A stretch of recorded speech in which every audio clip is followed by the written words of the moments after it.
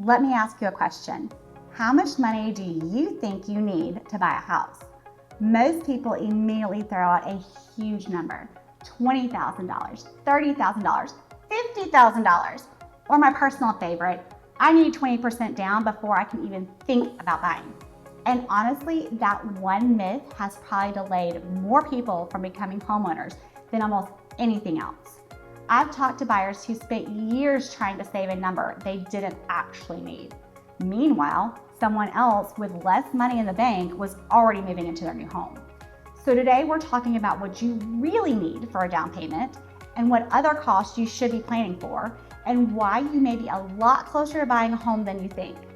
I'm Kristen with 3 of a Kind Realty Group at Keller Williams Metro South, and I'm glad you're here. If you're thinking about buying a home anywhere around Central Alabama, this is one of the most important conversations we can have because understanding your actual numbers can save you years of unnecessary waiting. Let's start with the myth, the idea that you have to put 20% down to buy a house. Somewhere along the way, this became accepted as fact. And while putting 20% down can absolutely be a great option if you have it available, it's not a requirement for most buyers. In fact, many buyers purchase homes with significantly less. The problem is that people hear that 20% number and immediately start doing math. If they're looking at a $300,000 house, that means they need $60,000 just for the down payment. Then they decide homeownership is completely out of reach. And that's usually where the conversation ends. The reality is there are multiple loan programs available and every buyer situation is different. That's why talking to a lender early is so important. Not when you're ready to buy, not after you've saved for 5 years. Now, let's talk about what a down payment actually is. A down payment is simply your upfront contribution towards the purchase of the home. The larger the down payment, the less money you're borrowing. That can affect your monthly payment, your loan amount, and sometimes your financing options. But bigger isn't always better. I know that sounds strange, and a lot of buyers get laser focused on putting every dollar they have toward the down payment. Then they move into the house and realize they have no emergency savings left, no cushion, no money for moving expenses, no money if the air conditioner decides to stop working during an Alabama summer. Sometimes keeping cash in the bank is actually the smarter financial decision. Here's the thing most buyers ask: how much money do I need for a down payment? But that's actually not the right question. The better question is, how much cash do I need to comfortably buy a house? Because the down payment is only one piece of the puzzle. You may have closing costs. You may have prepaid expenses. You may want money set aside for moving. You may want an emergency fund after closing. All those things matter.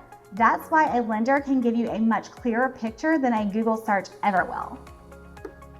Let's use a hypothetical example. Let's say buyer A believes they need $50,000 saved before they can buy. So they spend the next several years trying to hit that goal. Meanwhile, buyer B decides to talk to a lender.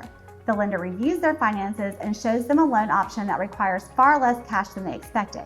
Buyer B creates a plan. They save intentionally. They understand the numbers, and they're able to buy much sooner. The difference wasn't income. The difference wasn't luck. The difference was information.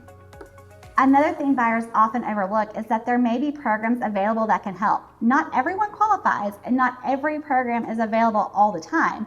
But there are situations where buyers can receive assistance with certain upfront costs. The only way to know whether those options exist for you is to have the conversation. And honestly, that's one of the reasons I encourage buyers to start earlier than they think they need to.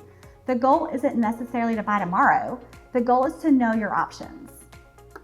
One thing I see all the time is people waiting until they think everything is perfect. Perfect credit, perfect savings, perfect timing.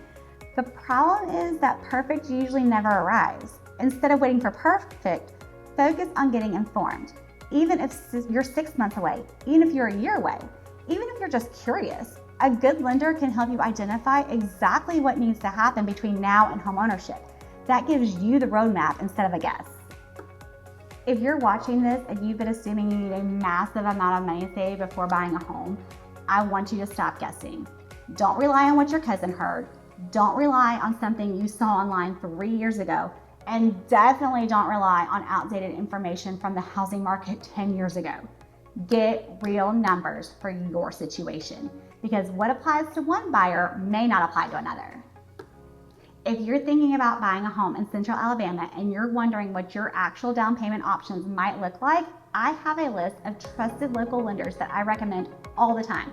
They can help you understand your options, explain the numbers, and help you create a realistic game plan. Just comment down payment below or reach out through the link in the description and I'll get you that information sent over to you. You may be a lot closer to buying a home than you think. If this was helpful, make sure you like and subscribe so you don't miss the next one. And if you're buying or selling anywhere around Central Alabama, I'm Kristen with 3 of a Kind Realty Group at Keller Williams Metro South, and I'd love to help.